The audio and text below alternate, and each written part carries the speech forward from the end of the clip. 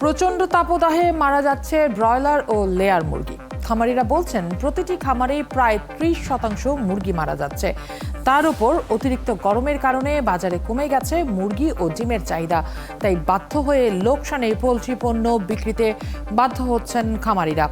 এই অবস্থায় ব্যবসায় টিকে থাকতে মুরগির খাবারের দাম কমানো ও নিরবিচ্ছিন্ন বিদ্যুতের দাবি করছেন তারা। বিস্তারিত জানাচ্ছেন অনুপ অধিকারী তরুণ। গ্রীষ্মের প্রচণ্ড তাপে হাঁসফাঁস করছে দেশের পুরো প্রাণীকুল। একটি নির্দিষ্ট তাপমাত্রায় লালন পালন করতে হয় যাদের, সেই ব্রয়লার ও লেয়ার মুরগির অবস্থা এখন আরও করুণ। মাথার উপর ঘুরছে ফ্যান, বারে বারে গায়ে দেয়া হচ্ছে পানি, তারপরও যেন অতি কষ্টে নিঃশ্বাস নিতে হচ্ছে এদের। তাপমাত্রা স্বাভাবিক রাখতে টিনের চালেও এভাবে পানি দেওয়ার ব্যবস্থা করা হয়েছে গাজীপুরের অধিকাংশ খামারে। এখন প্রায়ই বিদ্যুৎ থাকছে না বিধায় জেনারেটরের ব্যবস্থাও রাখা হয়েছে কোনো কোনো খামারে। এত কিছু করেও সুস্থ রাখা যাচ্ছে না ব্রয়লার ও লেয়ার মুরগিকে। খামারিরা বললেন গড়ে হাজারে 300 অর্থাৎ প্রতি 100-তে 30টা মুরগি মারা যাচ্ছে অতি গরমে। এই গরমের কারণে আমাদের মুরগি মারা যাইতেছে 250-300 প্রতি হাজারে। এমনকি কিছু ক্ষেত্রে দেখা যায় যে কিছু সেটের মুরগি পুরাটাই বিক্রি করে দিতে হয় বাধ্য হয়েই। মানে মুরগি বিক্রির সময় হয় নাই, কিন্তু আমাদের বিক্রি করে দিতে হয় গরমের কারণে। দেখা যাইতেছে মারা যাইতেছে, সবগুলোই মারা যাবে, এই পরিস্থিতিও আছে বর্তমানে। খামারিরা বললেন 30-35 টাকার বাচ্চা সর্বশেষ কিনেছেন 70 টাকায়। এরপর গড়ে 40 দিনে প্রতিটি ব্রয়লার বড় করতে খাবারে তাদের খরচ হয়েছে 241 টাকা। এর সাথে যোগ হয়েছে ভ্যাকসিন, ওষুধ ও তুষ খরচ। লেবারে যোগ হবে আরও 40 টাকা, অর্থাৎ 390 টাকা খরচ হয় যে ব্রয়লারের পেছনে, সেটি এখন বিক্রি হচ্ছে সর্বোচ্চ 360 টাকায়। খাবার ওজন আসে না, যা খায় তাতে ওজন আসে না। মুরগি গরমে খালি ফাঁপাইতেছে আর মারা গেতেছে বেশি, লস হইতেছে। এখন বাচ্চার দামও কমে, তারা বেচে না। বাচ্চাটা এখন সিন্ডিকেট হয়ে গেছে ব্যবসাটার মধ্যে। যেসব ব্যবসা করতেছে এক বাচ্চা 65-70 টাকার দাম চায়। আমাকে ব্যবসাটা করা খুব মুশকিল হয়েছে গ্রামের ব্যবসাটা। এখন ক্ষতি হচ্ছে লেয়ার মুরগির খামারিদেরও। গরমের কারণে একদিকে ডিমের উৎপাদন 10-15% কমে গেছে, অন্যদিকে 11 টাকার উপরে প্রতিটি ডিমের উৎপাদন খরচ হলেও তাদের তা বিক্রি করতে হচ্ছে 8.5 টাকায়। আমার ফার্মে ধর 50,000 ডিম হয়তো, এখন 5,000 ডিম কম আসে, 45,000 ডিম আসে। এমনিতেই আমার একটা ডিমের উৎপাদন খরচ হলো 11 টাকার মতো। আমরা আজকে একটা ডিম বেচছিলাম 8 টাকা 50 পয়সা। তাহলে তার মধ্যে আবার হলো অতিরিক্ত গরমের কারণে আমার মুরগি খাবার খাইতেছে কম, মর্টালিটির সংখ্যা বাইরে গেছে। তারপরে হলো আমরা এই খাবার তো খাইতেই পারতেছি না গরমের কারণে, যেহেতু আমাদের ওপেন শেড, বিদ্যুৎ থাকে না, জেনারেটর ব্যবস্থা কারণেও আবার খরচ বাড়তেছে। ভোক্তাকে কম দামে ডিম মাংস খাওয়াতে চায় পোল্ট্রি খামারিরা। সেজন্য ফিটের দাম কমানোর দাবি করলেন 50,000 মুরগির খামারি তোফাজ্জল হোসেন। অনুপ অধিকারী তরুণ, 71, ফুলবাড়ি, কালিয়াকৈর, গাজীপুর। পোলট্রিতে মুরগি এবং ডিমের উৎপাদনে বাধা পড়ছে, অর্থাৎ এই মুহূর্তে যে পরিবেশ তৈরি হয়েছে, পরিস্থিতি তৈরি হয়েছে, সেটি এখন যতটা প্রভাব পড়বে বাজারে, তার চেয়ে বেশি প্রভাব পড়বে 1 মাস পর, এমনটাই বলছেন এই ব্যবসার সাথে যারা সংশ্লিষ্ট রয়েছেন। তাহলে উপায় কি? সামনের দিনটির কথা ভেবে পরিকল্পনা কি? সেই বিষয়গুলো নিয়ে কথা বলবো। আমাদের সাথে যুক্ত আছেন প্রাণী সম্পদ অধিদপ্তরের পরিচালক ডক্টর মোহাম্মদ শাহিনুর আলম, একই সাথে যুক্ত রয়েছেন বাংলাদেশ পোলট্রি অ্যাসোসিয়েশনের সভাপতি মোহাম্মদ সুমন হাওলাদার, এবং কিছুক্ষণের মধ্যে যুক্ত হবেন বাজার অর্থনীতি বিশ্লেষক রেজাউল করিম সিদ্দিকী। এই মুহূর্তে আমি দুজনকে স্বাগত জানাচ্ছি। আমার সাথে যুক্ত রয়েছেন ডক্টর মোহাম্মদ শাহিনুর আলম এবং একই সাথে রয়েছেন সুমন হাওলাদার। প্রথম প্রশ্নই সুমন হাওলাদার আপনার কাছে করতে চাই। আপনারা বিজ্ঞপ্তি দিয়ে বলেছেন সংগঠনের পক্ষ থেকে যে প্রতিদিন প্রায় 1 লাখ মুরগি মারা যাচ্ছে, আপনারা ভয়ানক আর্থিক ক্ষতির সম্মুখীন হচ্ছেন। আসল চিত্রটি আপনার কাছে একটু বিস্তারিত জানতে চাই। জি, ধন্যবাদ আপনাকে।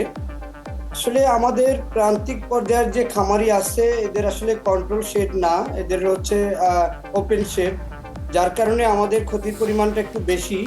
আমাদের যাদের প্রান্তিক পর্যায়ের খামারির 1000 মুরগি আছে, তার প্রায় 100 থেকে 250 পর্যন্ত মুরগি মারা যাচ্ছে, যার কারণে মুরগিগুলো আবার তীব্র তাপদাহের কারণে দ্রুত বিক্রি করে দিতে হচ্ছে।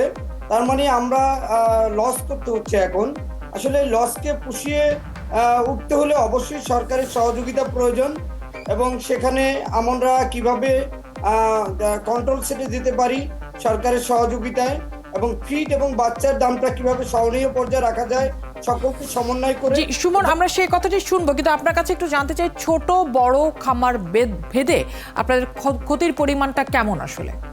আমাদের প্রান্তিক পর্যায়ের ক্ষতির পরিমাণ আমরা আনুমানিক একটা হিসাব করছি, সেটা হচ্ছে আমাদের প্রতিদিন এখন 20 কোটি টাকার মুরগি মারা যাচ্ছে, প্রায় প্রতিদিন 1 লক্ষ মুরগি মারা যাচ্ছে। সেখানে আমরা ছোট বড় মিলে যাচ্ছে, যেন ওয়েটটা কম ধরে হিসাব করছি, সেখানে প্রতিদিন 20 কোটি টাকা হয়, এবং গত 10 দিনে আমাদের এ পর্যন্ত 200 কোটি টাকার ক্ষতি হয়েছে প্রান্তিক পর্যায়ের খামারিদের। আসলে এখন আমাদের এই লসকে করে আমরা টিকে থাকা খুব দায় হয়ে পড়েছে। এই মুহূর্তে আমাদের বন্ধ হয়ে যেতে পারে প্রায় 15 থেকে 20 হাজার খামারি। জি অবশ্যই আমরা এই কথাটা একটু জানার চেষ্টা করবো। খুব ছোট করে আপনার কাছে এটির উত্তর নিতে চাই যে এই পরিস্থিতির পূর্বাভাস তো ছিল, তাহলে আপনারা কি পূর্ব প্রস্তুতি নিতে পারেননি? আমাদের তো আসলে ওপেন শেড, আমরা অবশ্যই প্রস্তুতি নিয়েছি এবং আমাদের খামারিদের প্রস্তুতি নিতে বলেছি আমরা, কিন্তু আসলে আমাদের যে মুরগিগুলো আছে এগুলো সর্বোচ্চ তাপমাত্রা সহ্য করতে পারে 22 থেকে 25 ডিগ্রি, কিন্তু আপনারা জানতে পেরেছেন যে আমাদের দেশে এখন 40 থেকে 42 ডিগ্রি তাপমাত্রা। অতএব আমরা যতই ব্যবস্থা নিচ্ছি না কেন, আসলে আমাদের এই ব্যবস্থা কোনো কাজে দিচ্ছে না। জি অনেক ধন্যবাদ, আপনি রয়েছেন আমাদের সাথে যেহেতু প্রাণী সম্পদ। জি অনেক ধন্যবাদ, আপনি রয়েছেন আমাদের সাথে যেহেতু প্রাণী সম্পদ অধিদপ্তরের পরিচালক রয়েছেন ডক্টর মোহাম্মদ শাহিনুর আলম। আপনার কাছে আসতে চাই জনাব শাহিনুর আলম, আমরা আবহাওয়ার পূর্বাভাস পেয়েছি বেশ আগের থেকেই, প্রস্তুতি আমাদের যারা ব্যবসায়ী রয়েছেন খামারে রয়েছেন তারা বলছেন যে তারা তেমনটা নিতে পারেননি, দায়িত্ব আপনাদের সবচেয়ে বেশি তাদেরকে জানানো, পূর্ব প্রস্তুতি নেয়ার। এই জায়গাটাতে প্রাণী সম্পদ মন্ত্রণালয় কি কি উদ্যোগ নিয়েছে? অনেক ধন্যবাদ আপনাকে। আমরা সত্যি একটা বিরূপ আবহাওয়ার মধ্য দিয়ে আমরা একটা সময় পার করছি। একদিকে মানুষের যেমন হাসপাস, তেমনিভাবে আমাদের প্রাণীগুলো এই বিরূপ পরিস্থিতির শিকার হয়েছে। সেক্ষেত্রে প্রাণী সম্পদ অধিদপ্তরও এ ধরনের অতি তীব্র যে দাবদাহ, এই দাবদাহে করণীয় বিষয়ে আমরা ইতিমধ্যেই মাঠ পর্যায়ে সকল আমাদের দপ্তর সমূহে নির্দেশনা আমরা জারি করেছি। সেই নির্দেশনার আলোকে যাতে আমাদের সকল, বিশেষ করে পোলট্রি, ডেইরি বা অন্যান্য বিফ যে সমস্ত ফার্ম আছে, সকল ফার্মে এই কার্যক্রমগুলো সঠিকভাবে যেন নিতে পারে, সেই সুপারিশমালা সহ আমাদের মাঠ পর্যায়ের সকল কর্মকর্তাকে। কি সুপারিশ ছিল, কি কি নির্দেশনা ছিল যেটা ব্যবসায়ীরা এখন দাবি করছেন যে প্রতিদিন তার 1 লাখ মুরগি মারা যাচ্ছে? আমরা যে নির্দেশনাগুলোর মধ্যে যে বিষয়গুলোকে আমরা গুরুত্ব দিয়েছি, যে অতিরিক্ত গরমে তার শেডটি যদি খুব বেশি উত্তপ্ত হয়ে যেতে পারে, সেক্ষেত্রে টিনের চালে চট, বস্তা বা এই জাতীয় দ্রব্য দিয়ে ভিজিয়ে দিলে, বারে বারে ভিজিয়ে দিলে তার শেডটি কিছুটা ঠান্ডা হতে সহযোগিতা করবে। আমরা বলছি যে শেডের ভিতরেও একইভাবে চটের বস্তা বা এ ধরনের কাপড় ভিজিয়ে ঝুলিয়ে রাখলেও তাপটা কিছুটা নিয়ন্ত্রিত হবে। পাশাপাশি আমরা মুরগি, বিশেষ করে পোলট্রি শেডে ফগিং আকারে, অর্থাৎ কুয়াশার মতো করে আমরা পানি স্প্রে করারও পরামর্শ দিচ্ছি। পাশাপাশি সেখানে পর্যাপ্ত ফ্যানের ব্যবস্থা করা এবং ভেন্টিলেশনটা প্রপার রাখা, এই বিষয়গুলোকে আমরা গুরুত্ব দিচ্ছি। এ সময় আমরা তাদের আরও পরামর্শ দিচ্ছি যে কোনোভাবেই এই সময়ে গবাদি পশু এবং হাঁস মুরগিকে আমরা টিকা প্রদান, কৃমিনাশক ঔষধ এগুলো থেকে বিরত থাকতে হবে। বারে বারে তাদেরকে পানি পান করাতে হবে এবং একই সাথে গবাদি পশুতে একাধিকবার আমরা গোসল দেবার যে বিষয়টি, সেটির কথাও আমরা বলছি।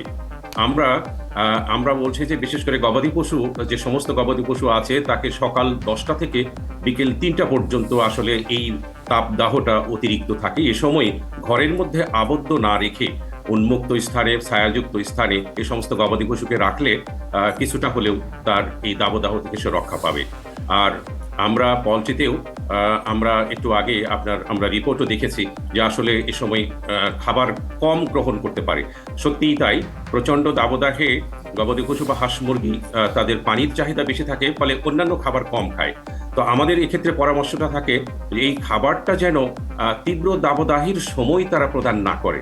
তুলনামূলক আপনি রয়েছেন আমাদের সাথে, আমি বরং একটু যারা সুমন হাওলাদারের কাছ থেকে জেনে আসি। সুমন হাওলাদার, বেশ পরিষ্কার নির্দেশনা রয়েছে, চমৎকার নির্দেশনা একই সাথে বলা যেতে পারে, সেটি কি আসলে আপনাদের খামারিদের কাছে পৌঁছায়নি, বা আপনারা কি আসলে এই ধরনের পদক্ষেপ নিতে পারছেন না, নাকি যে পদক্ষেপগুলো দেয়া হচ্ছে বা যে নির্দেশনা দেয়া হচ্ছে সেটি বাস্তবে আসলে খুব একটা কাজ করছে না?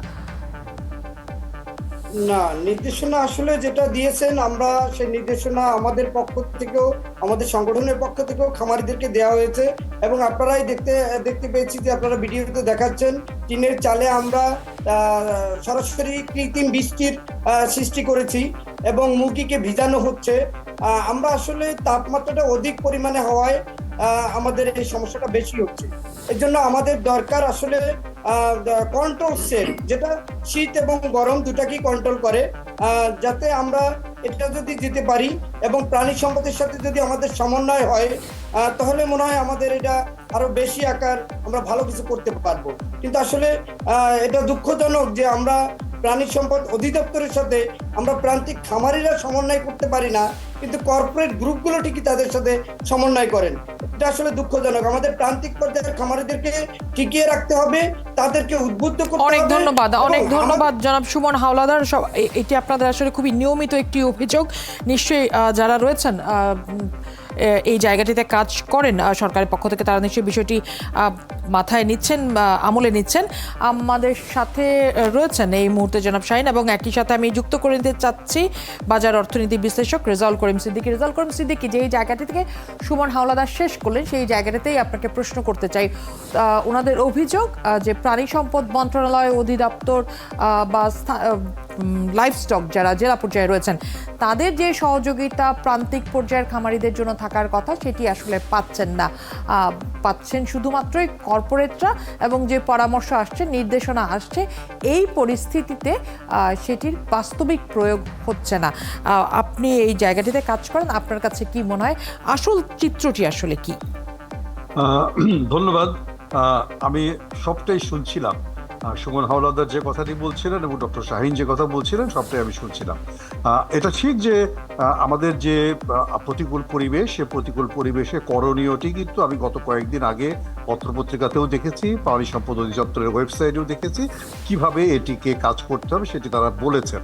আর সুমন হাওলাদারও বলেছেন যে তারা নির্দেশনা পেয়েছেন, কিন্তু সেগুলো কাজে আসছে না, কারণ তারা তাপমাত্রাটা বেশি। আসলে এটা ঠিক যে কতগুলো জিনিস আছে কন্ট্রোলেবল, কতগুলো জিনিস আছে আনকন্ট্রোলেবল। আবহাওয়ার যে পরিস্থিতিটা, এটা আসলে মানুষের নিয়ন্ত্রণের বাইরে, সেটি তো আমরা সকলেই বুঝতে পারছি। আমরা রাস্তাতে ফগ মানে কৃত্রিম বৃষ্টি সৃষ্টি করে আমরা মানুষকে ঠান্ডা করতে চাইছি, রাস্তাকে ঠান্ডা করতে চাইছি, আর প্রাণী সম্পদের ক্ষেত্রে তো এটি ছাড়া কোনো বিকল্পও নেই। তবে এটা ঠিক যে আমার কাছে যেটা মনে হয়, যে প্রযুক্তিগুলো আমাদের কাছে আছে, যদি সঠিকভাবে প্রয়োগ করা যায় তাহলে এটাকে অনেকটাই কন্ট্রোল করা যায়। আর একটা জিনিস আমাদের কিন্তু মাথায় রাখতে হবে, যে যখন নাকি এরকম প্রতিকূলতা সৃষ্টি হবে বা হচ্ছে, যেটা আমাদের কাছে যদি প্রেডিকশন থাকে, তাহলে আমার মনে হয় যে ওই সময়টাতে মুরগির ব্যাচগুলো কমিয়ে দিয়ে অল্প অল্প করে পালন করা দরকার, যাতে সবচেয়ে বেশি ক্ষতি খামারিরা মধ্যে না পড়েন। কারণ খামারিদের তো বাচ্চা একবার মারা গেলে, একটা ফ্লক যদি চলে যায়, তাহলে তো খামারিরা আর করার কিছু থাকে না। আর যে কথাটা বলেছেন যে কর্পোরেট এবং প্রান্তিক চাষি, আমি এই অভিযোগটিকে সঠিকভাবে মনে করছি না। তার কারণটা হচ্ছে, কর্পোরেটরা তো নিজেরা পয়সা দিয়ে ডাক্তার রাখতে পারে, তাদের কাছে নিজেদেরই প্রচুর এক্সপার্ট আছে, তাদের প্রাণী সম্পদ ডিপার্টমেন্টের কোনো সহযোগিতার কোনো প্রয়োজনই নেই আমি যদি মনে করি। কারণ আমি যতটা দেখেছি, কর্পোরেট হাউসরা অনেক টেকনোলজি নিয়ে আসছেন, যদি প্রাণী সম্পদ অধিদপ্তরের কাছে অনেক টেকনোলজি নাই, তাহলে এটি কিন্তু ঠিক না। বরং প্রাণী সম্পদ অধিদপ্তর প্রান্তিক কৃষক যেটা আছে, তাদেরকে যেটুকু দেন সেটা যথেষ্ট না হতে পারে, কিন্তু তারা কর্পোরেটকেই দিচ্ছেন, প্রান্তিককে দিচ্ছে না, এই অভিযোগটা মনে হয় সঠিক না। তবে আমি মনে করি যে প্রান্তিক পর্যায়ে মনোযোগটা আরো বাড়ানো দরকার, বিশেষ করে যারা আত্মকর্মসংস্থানের জন্য কাজ করছেন, যারা নিজেরা আয় বাড়ানোর চেষ্টা করছেন, তাদের প্রতি প্রাণী সম্পদের মনোযোগ আরো বাড়বে। এবং যেহেতু এই ওরকম একটু অনুযোগ আছে, সে অনুযোগটি আর থাকবে না, এটি আমি প্রত্যাশা। সেটি বরঞ্চ আমরা একটু জেনে নেই শাহিনুর আলমের কাছ থেকে। শাহিনুর আলম, মনোযোগটি কেন বাড়ানো যাচ্ছে না? জনবল কি কম? ধন্যবাদ। আমি ধন্যবাদ জানাতে চাই আসলে চমৎকার একটি বিষয়ের জন্য, অবতারণার জন্য, যে এখানে প্রান্তিক এবং কর্পোরেট যে বিষয়টি কথা আলোচনা করা হয়েছে। আসলে প্রাণী সম্পদ অধিদপ্তরের নিকট প্রান্তিক কিংবা কর্পোরেট এই দুটির বিভাজন এখানে নেই। আমাদের কাছে আমাদের প্রাণী সম্পদের নিকট আসলে পোল্ট্রি ইন্ডাস্ট্রি, পোল্ট্রি একটা শিল্প, সকল ক্ষেত্রেই মনোযোগ দেওয়া প্রাণী সম্পদের নৈতিক দায়িত্ব এবং সেটি তারা করে যাচ্ছে। অ্যাকচুয়ালি প্রান্তিক যে খামারিরা এখন পর্যন্ত রয়েছে সেখানে আর এই প্রান্তিক খামারিরা এখন পর্যন্ত প্রাণী সম্পদের যে সেবাগুলো আছে, যে টেকনোলজিগুলো আছে, এই সকল খামারের সাথেই আমাদের প্রাণী সম্পদের কর্মীরা যুক্ত আছে, সারা দেশব্যাপী যুক্ত আছে এবং তাদের সেবা বলেন, তাদের সহযোগিতা বলেন, তাদের পরামর্শ, এগুলো নিয়েই কিন্তু আমাদের প্রান্তিক খামারিরা এগিয়ে যাচ্ছে। তো একটা সুনির্দিষ্ট পার্থক্য আছে প্রান্তিক খামারি এবং আমাদের কর্পোরেট। একটু আগে রানা ভাই যথার্থই বলেছেন, যারা আমাদের টেকনোলজি বেসড যারা খামার করছেন, মেকানাইজড খামার করছেন, তারা কর্পোরেট, এবং তাদের ক্ষেত্রে আজকের এই দাবদাহের বিষয়টি কিন্তু আসলে এতটা প্রভাব খুব পড়ছে বলে আমরা মনে করি না, যেহেতু তারা সম্পূর্ণটাই নিয়ন্ত্রিত শেডের কথা বলছেন। একটু আগেই আমরা জানতে পারলাম, আমাদের সুমন হাওলাদার যে কথাটি বললেন, উনি বলছেন যে কন্ট্রোল শেডের কথা। আসলে প্রান্তিক পর্যায়ে কন্ট্রোল শেড আমাদের সাধারণ যারা খামারি ভাই বোনেরা আছেন, এই ধরনের শেড নির্মাণ তাদের জন্য অত্যন্ত ব্যয়বহুল একটা কার্যক্রম। আমরা সেটি না করে আমরা বরাবরই যে পরামর্শটা দিতে চাই, আপনি যে খামারটা নির্মাণ করছেন সেই খামারটি যেন খোলামেলা হয়। আমরা বলি যে বাংলাদেশের আবহাওয়াগত দিকে যদি আমরা বিবেচনা করি, পূর্ব পশ্চিমের দিকে যদি আমরা খামার নির্মাণ করি, সেক্ষেত্রে পর্যাপ্ত পরিমাণে আলো বাতাস চলাচলের সুযোগ পায়। আপনারা যে খামারটা যখন নির্মাণ করবেন, শেডের নিচে আমরা চিন্তা করব যে ইনসুলেশনটা যেটা দেওয়া হয়, সেটা যেন সেই ইনসুলেশনটা যদি আমরা দিতে পারি, তাহলে পর্যাপ্ত তাপ যেটা প্রবাহিত হবে, সেই তাপটি কিন্তু মুরগির এতটা প্রভাব ফেলবে না। অন্যান্য উপকরণগুলো যেগুলো আছে, লাইট থেকে বলেন, আমাদের ফ্যান বলেন, ভেন্টিলেশন বলেন, এই প্রপার ফিডিং এবং ম্যানেজমেন্টগুলো ঠিক মতো যদি আমাদের খামারিরা করতে পারে, তাহলে তাদের ক্ষতির আশঙ্কা অনেকাংশেই কমে যাবে, অনেকটাই কম।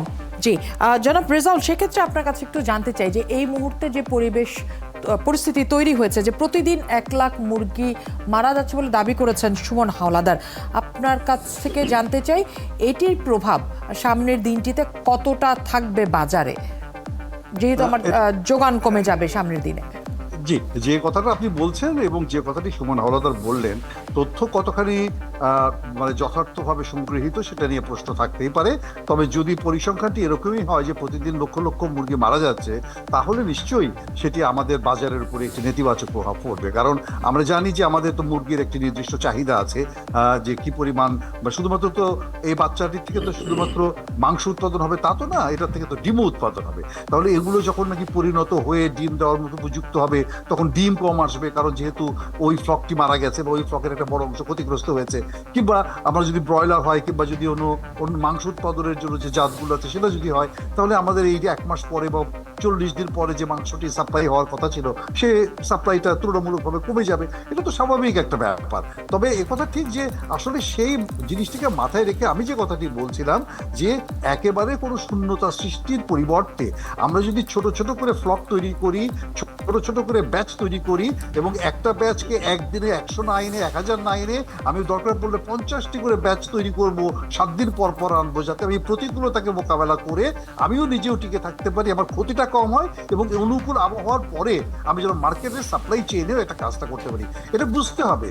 ব্যবসা যদি আপনি করতে চান, আপনাকে ক্রিয়েটিভলি করতে হবে, এবং ব্যবসার ক্ষেত্রে সরকারি সহযোগিতা বলেন বা অন্যান্য সহযোগিতা বলেন, এগুলো কিন্তু আপেক্ষিক, এগুলো কিন্তু দিয়ে ব্যবসা হবে না। ব্যবসা করতে গেলে আমার নিজের টেকনোলজিক্যাল সক্ষমতা, আমার ক্যাপিটাল ক্যাপাসিটি, সেটা আমাকে বাড়াতে হবে।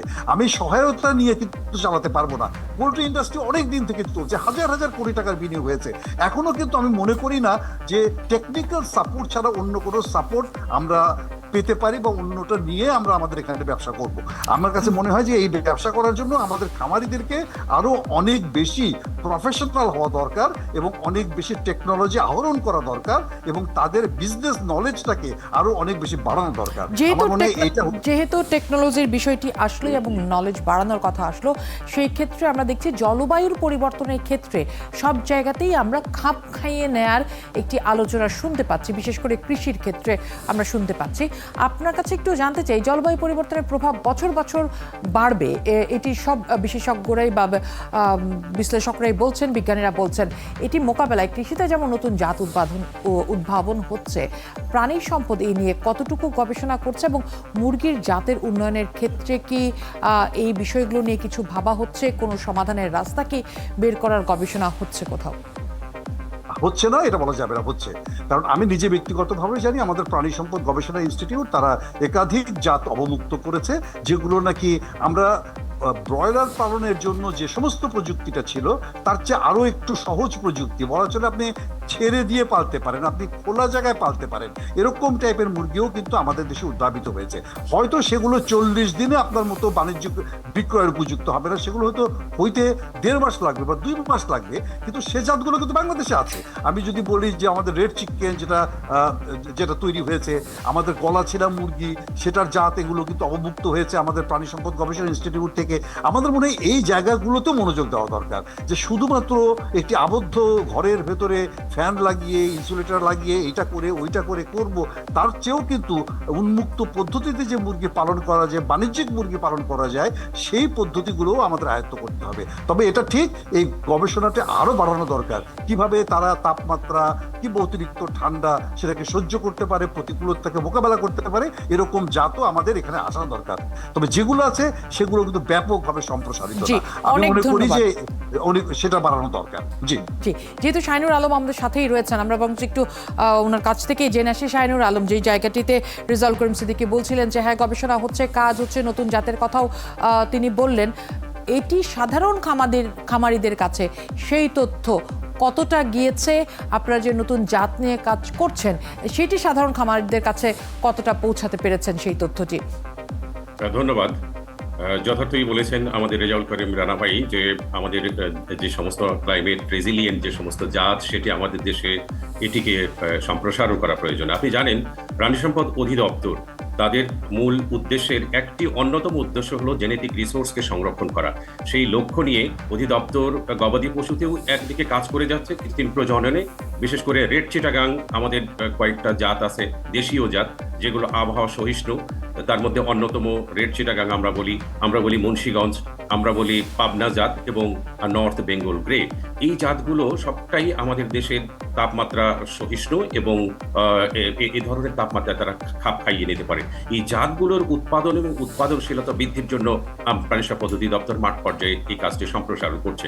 পাশাপাশি পোলট্রির কথা যেটি একটু আগে আলোচিত হলো, পোলট্রির এই বিষয়টির কার্যক্রমও বাংলাদেশ লাইভস্টক রিসার্চ ইনস্টিটিউট তারা কিন্তু এই কাজগুলো করছে। আপনি নিশ্চয়ই দেখে থাকবেন আমাদের যে গলাশিলা মুরগির যেটা কথা বলা হচ্ছে, যে বা নেক হিলি যে মুরগিটা, এই মুরগির সাথে দেশি মুরগির একটি সংকরায়নের মাধ্যমে নতুন জাতও কিন্তু উদ্ভাবিত হয়েছে। এই তাছাড়াও আমাদের বাউ চিকেন সহ আরো কয়েকটি জাত কিন্তু ইতিমধ্যে উদ্ভাবিত হয়েছে। তবে এই জাতগুলো ব্যাপকভাবে মাঠ পর্যায়ে এখনো সম্প্রসারিত হয়নি। বাংলাদেশ লাইভস্টক রিসার্চ ইনস্টিটিউট এই জাতগুলোর বিষয়ে পুরোপুরিভাবে প্রাণী সম্পদ অধিদপ্তরকে এটি হস্তান্তরিত হলে পরবর্তী সময়ে সম্প্রসারণের পুরো কাজটি প্রাণী সম্পদ অধিদপ্তর করতে পারবে। সেক্ষেত্রে সাধারণ খামারিদের কাছে এই জাতগুলো কবে নাগাদ পৌঁছাতে পারে, বা একজন সাধারণ খামারি যদি আগ্রহী হয় যে তারা এগুলো নিয়ে কাজ করতে চান, কবে থেকে তারা সেটা হাতে পাবেন বলে আপনি ধারণা করছেন বা আপনাদের কাছে তথ্য রয়েছে? Thank you. আমি আমাদের বিশেষ করে গবাদি পশুর যে জাতটি, এটি কিন্তু আমাদের খামারিরা অলরেডি এর সুফল পাওয়া শুরু করেছেন, এটি মাঠ পর্যায়ে চলে গেছে। কিন্তু আমাদের পোলট্রির ক্ষেত্রে এই নতুন জাতগুলো মাঠ পর্যায়ে সম্প্রসারিত হওয়ার চূড়ান্ত লক্ষ্যেই আছে আমি মনে করি। বাংলাদেশ লাইভস্টক রিসার্চ ইনস্টিটিউট তারা তাদের উদ্ভাবিত প্রযুক্তি প্রাণী সম্পদ অধিদপ্তরে হস্তান্তর করে থাকে। সেই উদ্ভাবিত প্রযুক্তি প্রাণী সম্পদ অধিদপ্তরকে হস্তান্তরিত করা হলে তখন প্রাণী সম্পদ অধিদপ্তর মাঠ পর্যায়ে এইগুলোকে সম্প্রসারিত করে। এখনো আমরা নতুন উদ্ভাবিত জাতগুলো পুরোপুরি মাঠ পর্যায়ে সম্প্রসারণের জন্য আমরা অধিদপ্তরের নিকট এগুলো হস্তান্তরিত হয়নি। আশা করছি খুব শিগগিরই ফাইনাল ট্রায়ালের মাধ্যমে এগুলো হস্তান্তরিত হলে আমরা সেটি মাঠ পর্যায়ে সম্প্রসারণের কাজটি হাতে নেব। অনেক ধন্যবাদ জনাব শাহিনুর আলম এবং জনাব রেজাউল সিদ্দিক, আপনাকেও ধন্যবাদ আমাদের সাথে যুক্ত হওয়ার জন্য।